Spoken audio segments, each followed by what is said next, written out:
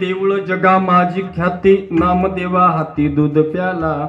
जगामध्ये अशा ख्यात्या बऱ्याच आहेत महाराज. एका ठिकाणी देवाने सुद्धा दूध काढलं असेल, पण गोऱ्याचं चालू असणाऱ्या नंदीचं. पण तुकाराम महाराजांनी सुद्धा दगडांच्या नंदीमधून दूध काढलं म्हणून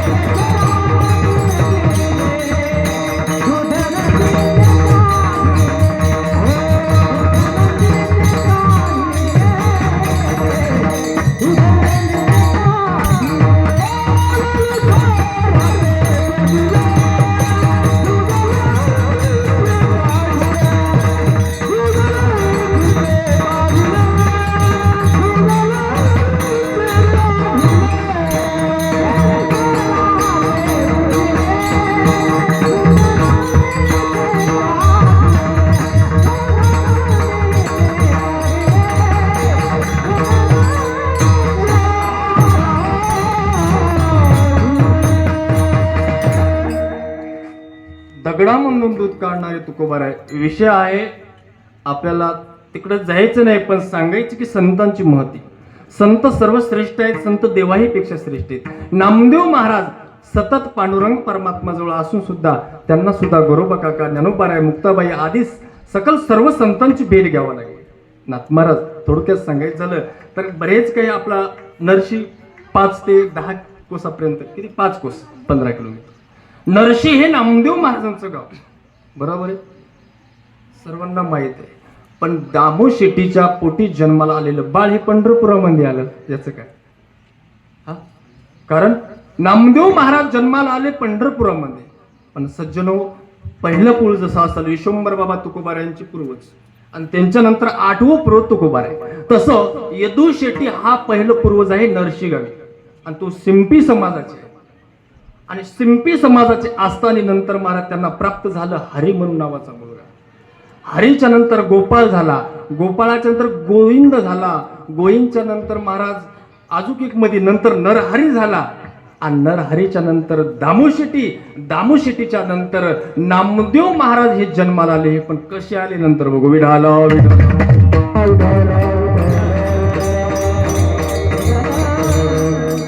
दामोशेट्टीला एकच मुलगी होती, फक्त तिचं नाव आऊबाई आहे. काय नाव आहे? आऊबाई. दामोशेट्टीच्या मुलीचं नाव आऊबाई. वयाचे 60 वर्ष झाले, पण त्यांची वारी पंढरपूर ते नरशी चालू असायची. पण काही कालानंतर वारी पैदल होत नसल्यामुळं दामोशेट्टी आणि गोनाईने ठरवलं आता आपण पंढरपूरला जाऊ, कारण देवाचं दर्शन तिथंच होईल.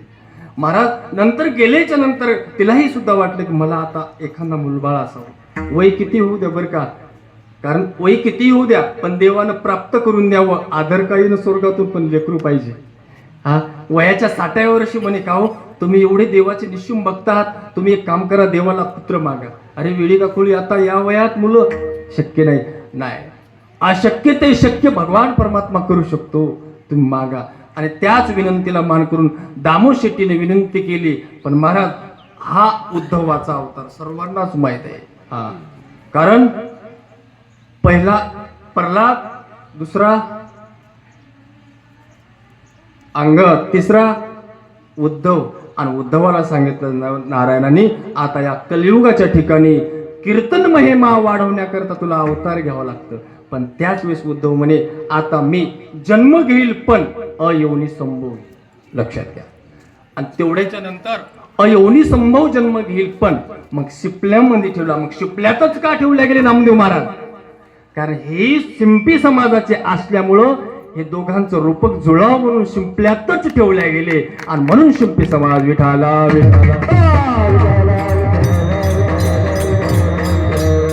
पंढरपुरामध्ये महाराज गाठ घेतली नामदास या नावाने. आजही सुद्धा त्यांचं आडनाव काय पडलं? नामदास. पूर्वीच्या काळात हे कुठले होते? पूर्वीच्या काळात ना आडनाव असं पडायचं महाराज की व्यवसायावरून नाव पडायचं. जसा व्यवसाय असेल मग ते कुठं गावाहून आडनाव पडायचं. आता काही माणसं बघा लाखे आहेत, लाखे कारण त्यांच्याकडे पैसे असतील लाखां रुपये, लाखे झाले लाखे, है की नाही. मग हे रेळेगावचे होते, रेळेकर म्हणून. रेळेगाव म्हणजे साताऱ्याकडं, पण यांच्या आधी येदू शेट्टीच्या आधी तिकडं असणार, नंतर तिथपर्यंत आपल्याला माहीत आहे. मला एवढं सांगायचं की आज आपल्याला एवढं कळतं की माझ्याही मुलाचं नाव हे विठलाच एखादा हिरो ठेवावं. काय लोकांचं सोडा, मीच महाराज नाव ठेवलं रोहन मुलाचं. नारायण ठुललंय आणि रामरामही ठुललाय का? शेषराव महाराज गोरेगावचे म्हणायचे अरे हे जर माशा धरायला लागलं तर मग अवघड होईल म्हणे. मग मलाही वाटतं असं बारसं करावं की काय, आता नाव ठेवावं. हो ना, शेषराव महाराज म्हणे नाव ठेव पण कधी ठेव, त्याची वर्तणूक कशी आहे. हा ते जर नाव नारायण तर नाव कुठे? नारायण नाव माशा धरायला. हा नाव नाथ बाबा काय करते मला सांगायचं नावावरून. नाव कुठलं का असे ना, पण नाम चिंतन करणारा जर असेल. नामदेव महाराज जन्माला आल्याच्या नंतर नामदेव महाराजाचं नाव काय ठेवलं नामदेव, की जन्मताच नामदेव महाराजाच्या जिभेवर नाम विठ्ठल विठ्ठल होतं म्हणून त्यांचं नाव नामदेव ठेवलं गेलं. विठाला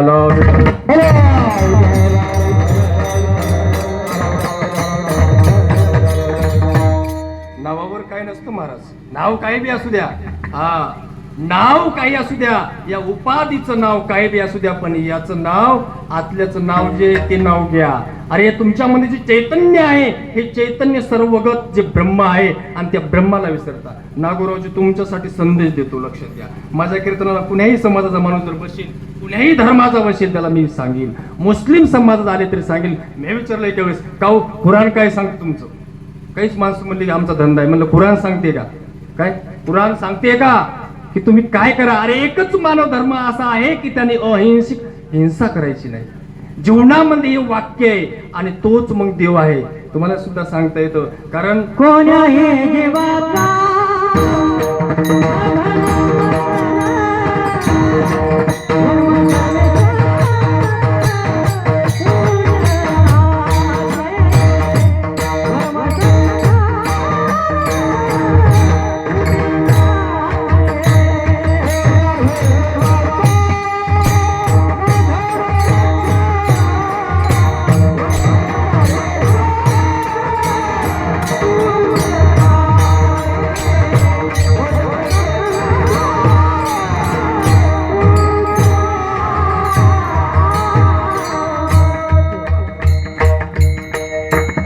पाहिजे जातीचे काय थोरपण जाळायचे.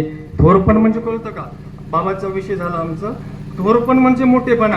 हा आता नामदेव महाराजांना देव सतत का बोलायचे, नामदेव महाराजांच्या हातात का जेवण करायचे, याला कारण आहे. त्यांचा निश्चिम भाव होता. निश्चिम भाव उल्हासे मजा अर्पवायाचे निमिसे.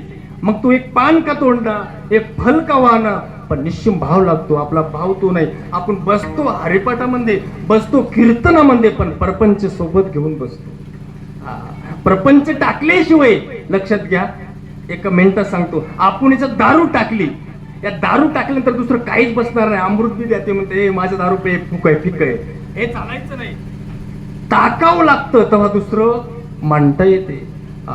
तुम्ही कितीही सुद्धा हे करा, कारण सांडी मांडी परत ते टाकी आणि वासुदेव नाम मुखी काय सांडावं लागल. इथं बघा, सांडी नंतर मांडी, आणि सांडी आणि मांडी नंतर वासुदेव गोकी. अरे तू किती देवाचं नाम चिंतन कर, पण मनामध्ये तुझ्या कुबुद्धी असेल तर फायदा काय? म्हणून मन हे माणसाचं मन मारून विठाला विठाला विठाला. परमार्थ हा मनावर आहे, मनावर. आता इथं आपण एवढं जमलो कशासाठी? कोण्या तरी निमित्ताने नाव ठेवायच्या निमित्ताने का असेना, पण याचं एकच कारण आहे की उपदेश. मग उपदेश तो कुठलाही का व्यक्ती असेना, कसाही का असेना, त्यांना उपदेश करायचा.